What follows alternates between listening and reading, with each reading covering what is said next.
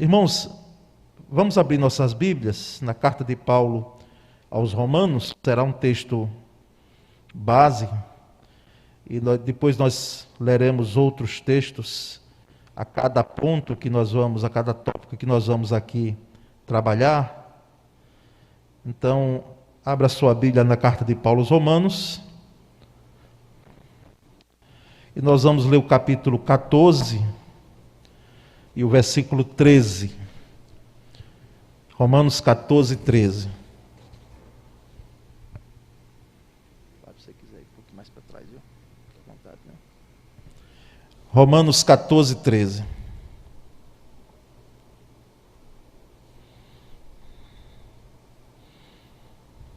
Carta de Paulo aos Romanos, capítulo 14 e o versículo 13. E o texto diz assim, irmãos: portanto, aí está já ele também projetado, portanto, deixemos de julgar uns aos outros, em vez disso, resolvam viver de modo a nunca fazer um irmão tropeçar e cair. Amém? Amém, sim. Graças a Deus, irmãos. Meus prezados irmãos, quando vem o tropeço, é uma primeira mensagem nesta quinta-feira, e se Deus permitir, na próxima quinta-feira, nós vamos trazer a parte 2 dela, tá certo?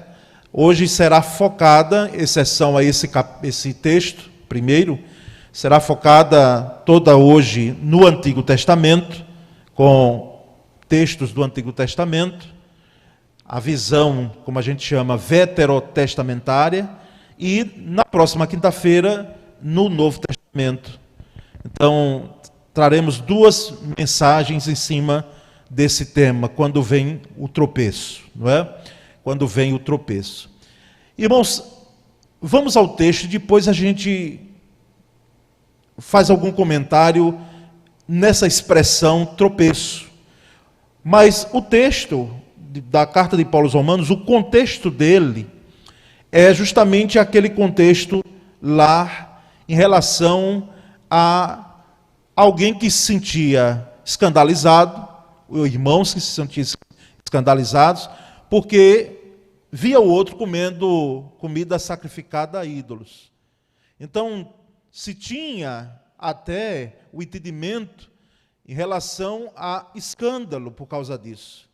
Porque era uma igreja pagã, a igreja romana, as igrejas gentias, não é? As igrejas judaicas de Jerusalém não tinha esse problema, mas as outras igrejas, que tinham um contexto nascedouro, que era fora de Jerusalém, enfrentavam muito essa situação de comidas que eram sacrificadas, muitas vezes antes delas serem comercializadas, vendidas, não é? No mercado, elas eram sacrificadas, e tinham todo um cuidado, não é? Das pessoas perguntarem, saberem se aquele alimento tinha sido consagrado aos deuses ou não, por aqueles que vendiam. E isso veio para a igreja. E o apóstolo Paulo, sentindo a necessidade de uma explicação desse porte, ele vai trabalhar com isso, nesse capítulo 14, com esse tema.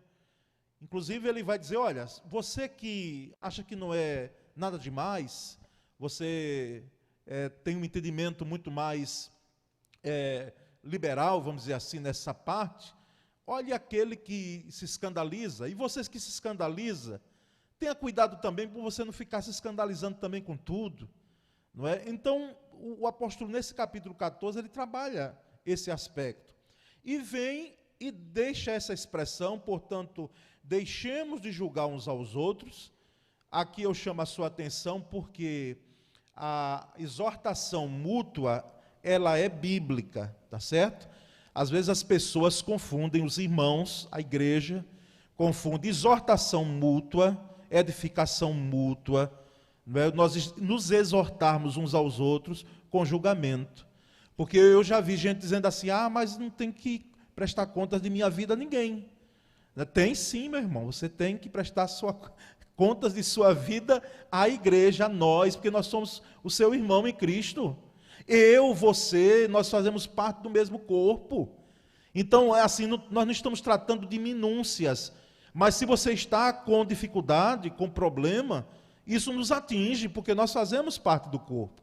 Então, não é nesse aspecto, o julgar aqui que o apóstolo Paulo coloca, é justamente aquela posição de superioridade que alguém se encontrava, né, de ser até se colocar na posição de juiz. E olhe que juiz, ele vai ter que dar uma penalidade, não é? De acordo com a lei, porque ele não vai, um magistrado de bom senso, ele vai cumprir a lei. Não é isso que a gente espera? O justo juiz, não é? Que ele dê a penalidade e julgue a causa de acordo com a lei. Então, o aspecto do julgar aqui é nesse sentido que o apóstolo Paulo coloca. Porque, vez por outra, a gente ouve assim, mas a gente não deve julgar ninguém. Julgar com o ar, ou o sentimento, ou a atitude de superioridade, não. Porque nós estamos diante da mesma situação e nós vamos ser julgados não para penalidade, graças a Deus, os crentes em Cristo. Mas nós estaremos diante do tribunal de Cristo, não é? No mesmo tribunal e diante de um só Senhor, e servimos a um só Senhor. É nesse sentido aqui que o apóstolo Paulo coloca. E aí ele dá uma alternativa, em vez disso, não é? Em vez de se colocar na posição de superioridade, resolvam viver de modo a nunca fazer um irmão tropeçar e cair. O que é que o apóstolo Paulo está colocando aqui, segundo os estudiosos desse texto? Ele está dizendo, em vez de você se colocar na posição de superioridade e julgar assim, com essa atitude, com esse sentimento, você comece a julgar você mesmo, a sua conduta. Olhe para si mesmo. Comece a fazer um juízo de valor, um alto juízo de valor de você mesmo, não é? Que é redundância, né? Então, comece a olhar para você mesmo, a sua situação. E cuidado, não é? Para não fazer tropeçar e cair um irmão. Ou seja, que você não seja uma pedra de tropeço. Essa pedra de tropeço, isso merece um estudo à parte, entendeu, irmãos? Porque é muito profundo. Tanto a pedra de tropeço em relação a qualquer pessoa, inclusive crente aqui, porque a carta é para crentes, a expressão que Jesus usou é para a igreja, são para cristãos, como também a pedra de tropeço que é usada para Jesus. Não é? Porque há uma expressão nas Escrituras, os irmãos vão de lembrar, que Jesus, ele veio também como essa pedra para trazer entendimento diferente àqueles que são dele e àqueles que não seguem. É nesse sentido que merecem um estudo à parte, e nós não vamos tratar especificamente sobre essa pedra de tropeço, e nem sobre a pedra angular, que aí é um outro tópico, né, um outro assunto. A pedra angular, que é Jesus Cristo também, que é a pedra de esquina. Aqui nós vamos tratar, irmãos, sobre o tropeço. Né? E tropeço, de fato, é uma experiência que quase todos nós aqui já vivenciamos. Não é? Eu quero crer aqui que a maioria, se não todos, já teve um tropeço, literalmente. Não é? Aquela topada que você quase cai quando não cai mesmo. E interessante que no tropeço, há alguns tropeços, que a gente não controla o corpo. Não é? É ladeira abaixo mesmo. Às vezes você tenta se segurar em alguma coisa, e quanto mais procura se segurar, mais você perde o controle total do corpo, e quando vê, você já está mesmo no chão. É uma queda, não é? É uma queda. Os idosos precisam ter muito cuidado com isso, porque isso atinge os idosos em cheio. Não é? São duas fases da vida, a fase infantil, que a gente dá muito tropeção, tem muita queda, e para aprender a dar aqui, não é? Eu diria acertadamente que ninguém aqui aprendeu sem cair, não é? Não começou a andar assim de forma, não é? Já direitinho, que as pessoas olhavam assim, disse, olha que beleza, ele está olhando sem cair. Não teve isso. Todos nós caímos aqui e choramos, alguns aqui abriram um berreiro, não é? Um bocão mesmo, e mamãe veio, o papai veio e pegou no colo, não é? A tia colocou no colo, por causa de aprender a andar, não é? A criança, ela, e eu falo com um pouco mais de propriedade, dentro daquele conceito pedagógico da fase infantil, ela não tem um senso, ainda em determinada fase, de distanciamento de objetos. Então, por isso que ela tem dificuldade. E na fase da chamada terceira idade, ou quarta idade, né? Ou quinta idade, quem sabe aqui os irmãos passando de 100 anos, né? Essa questão dessas categorias de idade aí, é possível muito, aliás, com frequência, os idosos estão atingidos, não é? Mas não é só, não apenas os idosos. Todos nós aqui já tivemos um tropeção, não é? Isso de forma literal em nossa vida. Tropeço para a Bíblia, irmãos, é queda também, tá certo? É possível queda e às vezes queda mesmo. Tropeço é qualquer atitude nossa que implica na queda. E queda no sentido espiritual, queda de uma ação real que implica não apenas no mundo real, mas implica também nas questões espirituais e emocionais e que atingem, geralmente não atinge um só. Uma queda de alguém, ela tem um reflexo em outras pessoas. Porque alguém já disse, um ditado, né, que ninguém é uma ilha, tá certo? Então agora nós vamos para esses pontos aí, de quando vem o tropeço. O primeiro aspecto é, quando vem o tropeço, seja sustento para os que necessitam. Seja sustento para os que necessitam. E o texto de Jó 4,4 diz assim: suas palavras sustentaram os que tropeçavam, e você deu apoio aos vacilantes.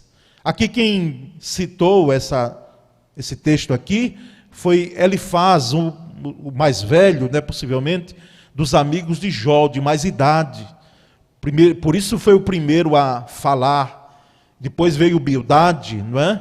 Então foi por ordem possivelmente de idade, porque o judeu reconhecia muito isso. E o Elifaz diz isso a Jó: olha, suas palavras, Jó, sustentaram os que tropeçavam, e você deu apoio aos que eram vacilantes, os que tinham joelhos vacilantes, em outra versão. Jó foi, de fato, um homem, um patriarca, não é? Contemporâneo possivelmente de Abraão, que fez com que pessoas fossem sustentadas pela vida dele. Pessoas que foram sustentadas. Ele foi um elemento de sustento para outras pessoas. Eu vou precisar trocar, não é? O microfone aqui, que está... Vou pegar o verde, viu? Para a gente aqui ter...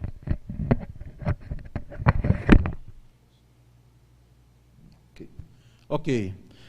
Então, Jó foi esse canal, essa pessoa que Deus usou para que na sua época ele fosse sustento de pessoas, não é, dos seus contemporâneos. Assim, nós entendemos, irmãos, que num momento de tropeço de alguém, nós devemos também procurar ser. Coisa maravilhosa quando a gente pode sustentar alguém, não é, da queda, do tropeço, ou mesmo até na queda, a gente poder ser canal de bênção para essa pessoa, não é? Lamentavelmente, há algumas pessoas que elas podem até ser o motivo mesmo do tropeço. E elas, quando veem alguém, nós vamos ver um pouquinho mais adiante, alguém já tropeçando ou já caído, pode até, infelizmente, eu espero que crente nenhum, não é porque eu estou falando aqui, não é no aspecto cristão, creio em Deus que isso aqui não pode ocorrer, nem deve ocorrer, não é? Em você ainda empurrar um pouquinho mais para baixo, não é? Empurrar um pouquinho mais para baixo. Alguém que já está caído, que alguém que já está prostrado. Nós precisamos ser canais, não é, de bênção para sustentar. Então, quando vem o tropeço na vida de alguém, seja elemento de Deus, seja com palavras, com atitudes, aquilo que estiver ao seu alcance, para você sustentar gente que necessita. Sustentar gente que necessita. Principalmente aquelas pessoas que você tem mais perto de você. Lembra daquela pergunta de Jesus: quem aliás, a pergunta lá daqueles fariseus, né? Quem é o meu próximo? Ou daqueles que estavam ali sendo interrogados ou interrogando Jesus. Quem é que é o meu próximo? O próximo da gente é o próximo mesmo. São as pessoas que estão mais perto, são os domésticos na fé. Tem que começar, são as pessoas de nossa família. Isso sendo feito, é claro, dentro de critérios, porque tem gente também que eu preciso colocar aqui, e não tenho problema em dizer, que querem muitas vezes aproveitar da situação. Né? E aí é um outro caso à parte, não é esse aspecto aqui da mensagem que eu estou colocando. Nós precisamos, irmãos, então ser sustento para os que necessitam. Ao segundo aspecto, em relação a quando vem o tropeço, o Senhor segura, agora é para você, não é? Para você que é crente, você que é cristão, especificamente você é alvo dessa ação, o Senhor segura você pela mão, o Senhor sustém você. Salmos 37, 24, que é um salmo de Davi, diz: ainda que tropece, não cairá, pois o Senhor o segura pela mão. Pois o Senhor o segura pela mão. Aqui, nesse salmo, Davi, ele faz a diferença do ímpio e daquele que confia no Senhor. Você vê lá desde o início do capítulo do Salmo 37, essa diferenciação, e aqui, nesse versículo 24, ele deixa muito claro: ainda que tropece. Em outra versão diz: ainda que caia, porque a ideia de tropeço é de cair também. E a outra versão que não é essa diz: ainda que caia, não ficará prostrado, porque o Senhor o susterá e o levantará pela mão. Pela mão. O Senhor segura. Eu creio que as duas versões, irmãos, elas estão corretas, não é? Elas são apropriadas a nós. Por quê? Porque ainda que tropece, não houve queda, houve tropeço. Mas o Senhor segura pela mão para que a queda não ocorra, não é? Porque houve dependência, houve graça, houve misericórdia lançada para essa pessoa. E mesmo que caia, não ficará prostrado, porque o Senhor sustenta pela mão. Aqui é necessário dizer que no caso, tanto do tropeço quanto da queda, pode ficar alguma parte do corpo danificada. Pode ficar alguma parte da sua vida doendo muito, quebrada, quem sabe. Existem quedas que elas trazem danos, a maioria delas. Trazem arranhões, quebram tendões da nossa vida. E por isso que não é bom estar caindo. Aquele corinho antigo que a minha geração cantava, não é? Tropeça aqui, cai acolá, mas depressa levanta e começa a cantar, não é? A gente lembra dele, não é? Mas não é bom cair, não. Por isso que todo crente que assim entende bem isso, pelo discernimento dado pelo Senhor, não vai estar tropeçando aqui e acolá. Não vai estar fazendo com que a sua vida seja uma vida de quedas. Porque toda queda e todo tropeço, grave bem isso, não esqueça. Toda queda e todo tropeço trazem danos à nossa saúde espiritual. E não adianta dizer assim: mas eu não queria que isso acontecesse. Eu não queria que isso acontecesse. Não é? Traz danos, meus queridos. Tá certo? Traz danos. Mas a parte boa disso aí é que o Senhor sustenta a gente. O Senhor nos segura pela mão. Não é? É um hino lindo, segura na mão de Deus e vai. Não é? Que depois os carismáticos também trouxeram para a sua liturgia. É um hino maravilhoso, um hino lindo. Mas só que a teologia dele, ela é o inverso. Porque tem momentos que eu não consigo segurar na mão de Deus de jeito nenhum. Porque eu estou caído, eu estou na lama, eu estou prostrado, eu estou quebrado, eu estou fraturado, E eu não tenho condições, eu não sei nem onde estão os meus braços, às vezes, para poder estender, para segurar em Deus. O correto é que Deus nos segura, por isso que o salmo aí está bem explícito. O Senhor segura pela mão, sustenta pela mão e ergue. Há um verso das Escrituras que diz que, ainda que o justo caia 7 vezes, 7 vezes, irmãos, para dentro quando não é um outro aspecto místico da Escritura, não. É algo voltado para o simbolismo nas Escrituras. 7 vezes, ou seja, haja uma queda tal, haja uma queda forte mesmo, que as pessoas olham assim, meneiem a cabeça, como fizeram com Jerusalém, e dizem, essa nação aqui jamais se erguerá, não é? Mesmo que as pessoas meneiem a cabeça e dizem, não tem mais jeito, 7 vezes, o Senhor sustenta pela mão e levanta. E levanta. No caso daquele que deposita sua confiança no Senhor. Porque aquele que é prepotente, o que a Bíblia chama de ímpio, ele jamais fará isso, infelizmente.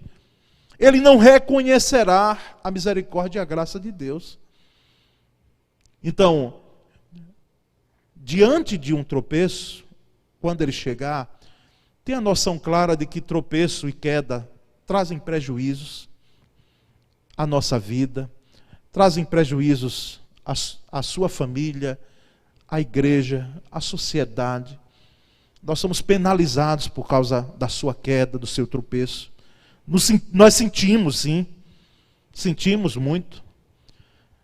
E não nos esqueçamos de que o Senhor sustenta. Ele ampara, Ele segura, Ele levanta. Alguém já disse que não há casos perdidos para Deus, não há. Pode haver para mim, porque eu só vejo o aqui e o agora. Mas para Deus não.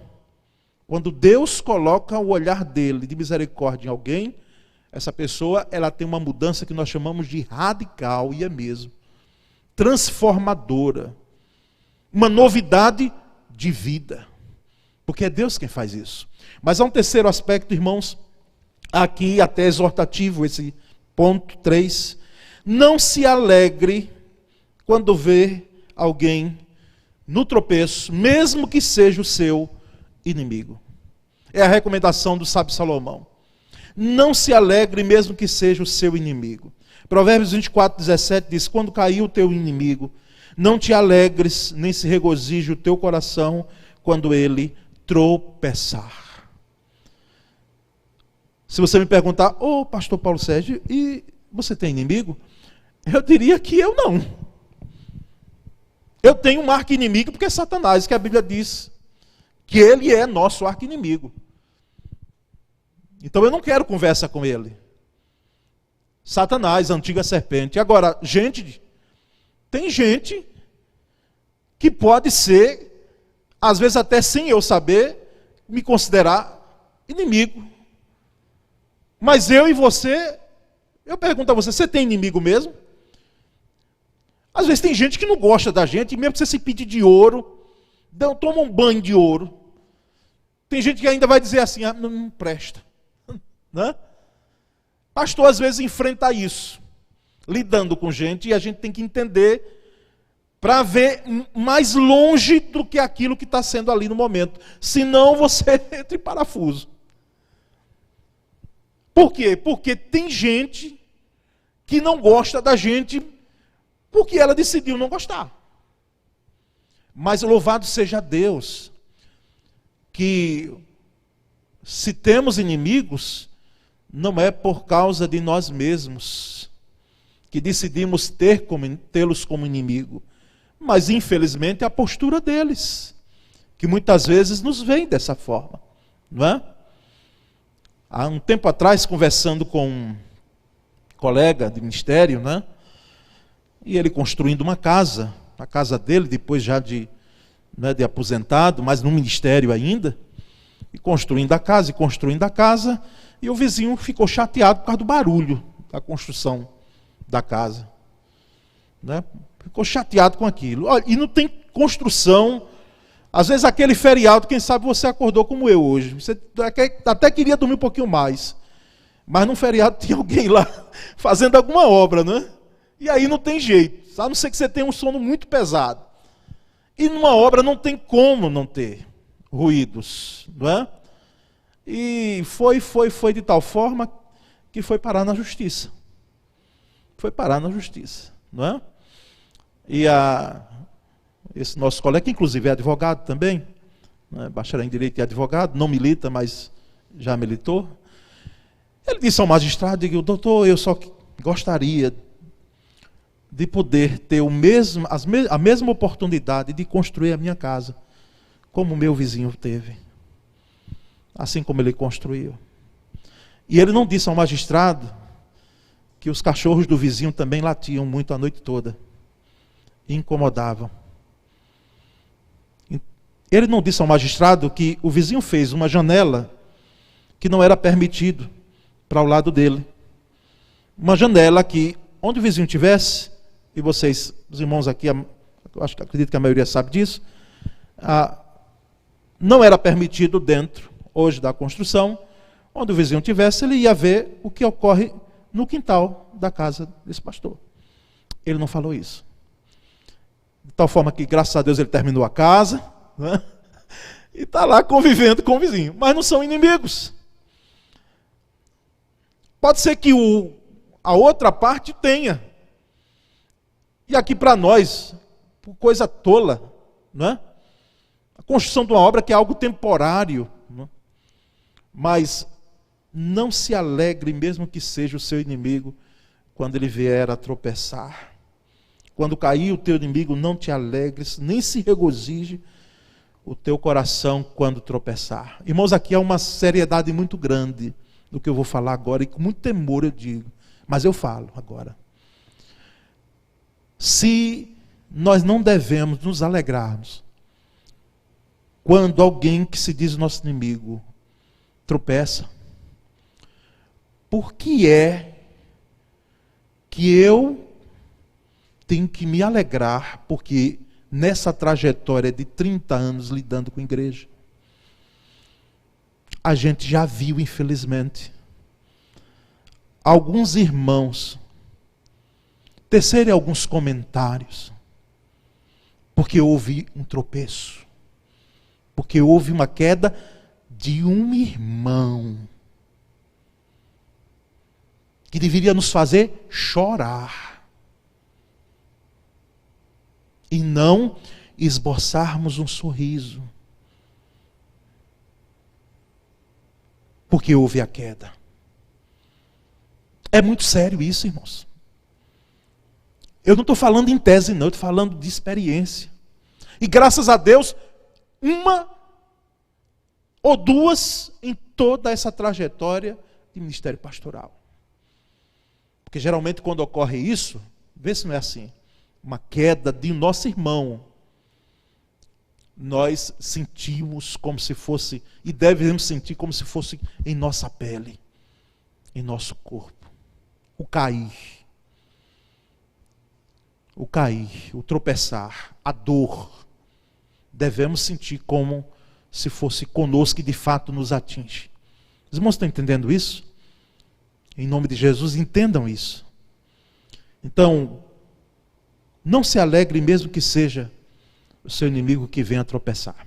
Mas nós vamos, já caminhando para o final, há um outro aspecto em relação, quando vem o tropeço, ele manifesta os valores doentios de uma sociedade.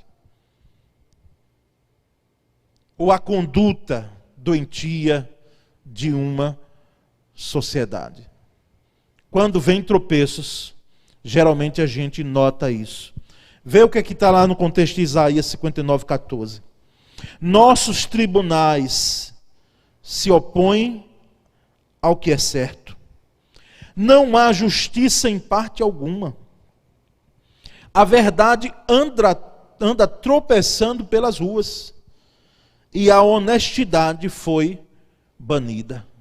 Sabe quando foi escrito isso aqui?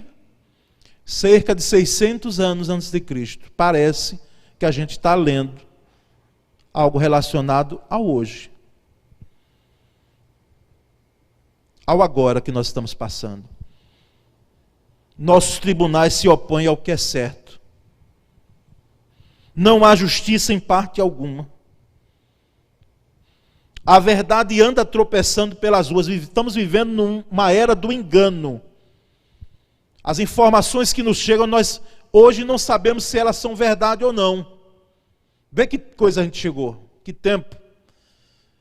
Uma informação que você recebe, você antes de trazer para si e de compartilhar, de dividir, passar adiante, você tem que perguntar, será que é verdade mesmo? Será que é verdade? Porque é uma era de engano. Uma era de engano. A verdade anda tropeçando pelas ruas. E a honestidade foi banida. Parece que hoje, irmãos, nós precisamos pedir desculpas para nós sermos honestos. Olha, me desculpe aí, porque eu vou ter que ser honesto, viu? Porque o correto é ser torto mesmo, enganoso, ludibriador, porque a sociedade diz que se eu for honesto, eu sou tolo. Eu sou tolo.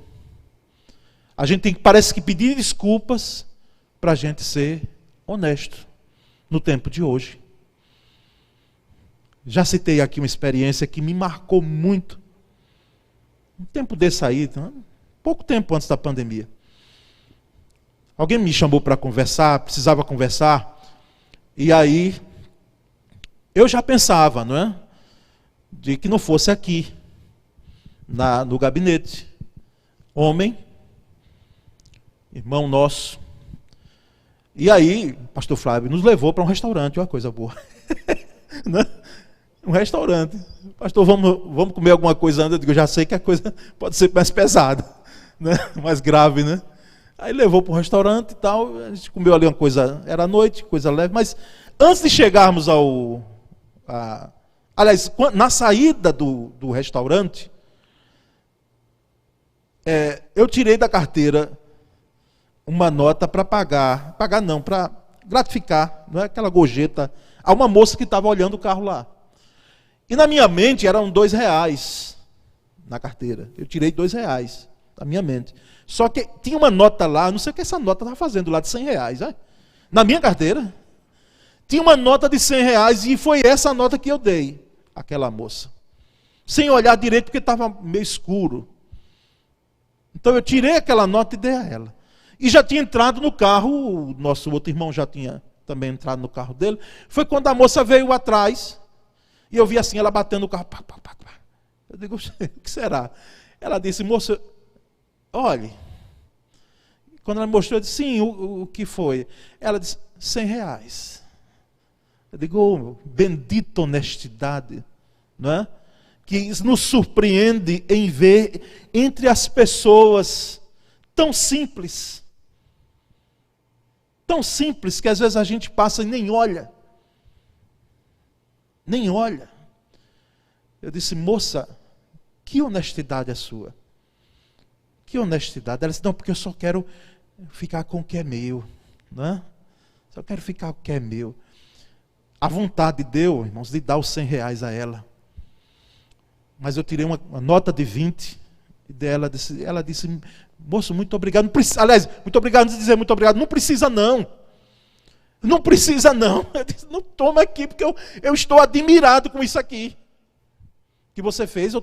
Aqui você me deu uma lição que eu não vou esquecer jamais. Então, a honestidade foi banida. A honestidade foi banida. E tem muita gente tropeçando, só que hoje ninguém passa incólume, né? Hoje é muito mais difícil de se esconder. E algumas coisas elas vêm à tona. Felizmente, acontece dessa forma. Por último, irmãos, os caminhos do Senhor foram abandonados quando há tropeço. Havemos de convir que quando há ou quando vem um tropeço, os caminhos do Senhor foram abandonados. Jeremias 18:15, eu disse que seriam todos textos do Antigo Testamento. Meu povo, contudo, me abandonou e queima incenso para ídolos inúteis. Tropeçaram e saíram dos caminhos antigos e andam por trilhas lamacentas. Então não é Deus que abandona a gente. Ah, Deus abandonou o mundo. Abandonou nada, o mundo que abandonou Deus. Não quer conversa com Ele. Tem gente hoje que os grandes governantes fazem os seus projetos sem ter a ideia mínima de Deus, do Criador Supremo. É possível que nós façamos nossos planos e nem pensemos em temperá-los com oração, como nós falamos. Meu povo, contudo, me abandonou. Por isso, quando o cantor entoa a canção Senhor, não me deixe, embora com uma forma muito emocionante, bonita a música até, mas não é Deus quem nos deixa. E se nos deixa é por causa do nosso pecado, que nos faz separação entre nós e Deus, mas somos nós que abandonamos. E como disse aqui Jeremias, queimamos incenso para ídolos inúteis, criamos os nossos próprios ídolozinhos, e tropeçamos, e saímos dos caminhos antigos. Por isso que eu digo que, repito, a tradição, ela é boa. A tradição, irmãos, batistas, me ouçam, jovens, adolescentes, a tradição, ela é boa. O tradicionalismo é péssimo, é doentio. Sejamos tradicionais, ou seja, conservemos os marcos. Conservemos. Tradicionalismo não, coisa formal, sem vida, pelo amor de Deus. Deus disse que tapava os ouvidos quando Israel começava a cantar formalmente as coisas, fazendo o que tinha que fazer, como se fosse um peso.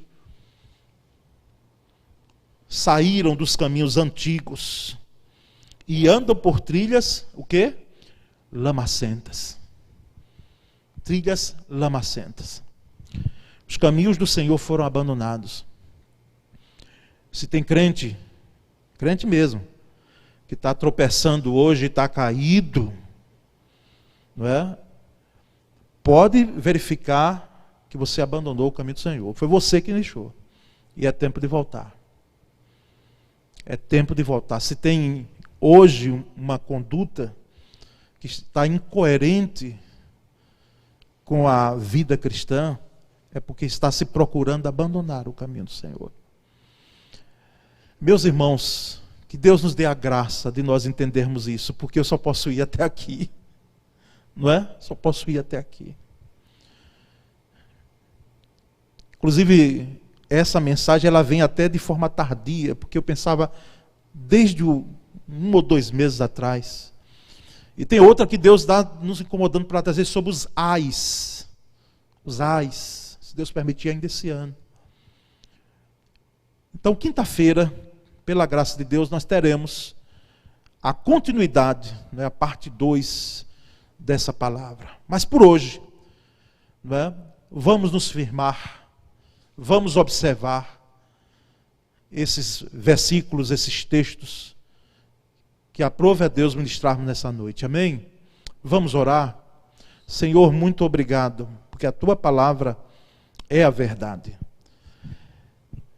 Usamos, ó Deus, aquilo que o Senhor disse lá na antiga aliança. Mas como tem um alcance para nós hoje? Fazendo a aplicação correta, Senhor. E esse é o desafio também. Como tem uma implicação conosco hoje? Como nos fala o coração? Como nos exorta? Como nos chama a atenção? Como nos chama à obediência? Como nos chama a voltarmos ao Senhor e aos caminhos antigos. Abençoa-nos com a Tua graça nessa noite. E a bênção maior que nós precisamos é a de nós, ó Deus, podermos evitar, por Tua misericórdia e graça, os tropeços. Por Tua misericórdia e graça, uma vez caídos, infelizmente com os ferimentos e o dano, Vê a tua mão poderosa nos erguendo, nos levantando. Ó Senhor, ministra, continua ministrando ao teu povo nessa noite sobre esse ponto, sobre esse tema. Nós oramos e agradecemos em nome de Jesus Cristo. Amém. Graças a Deus. Glória a Deus.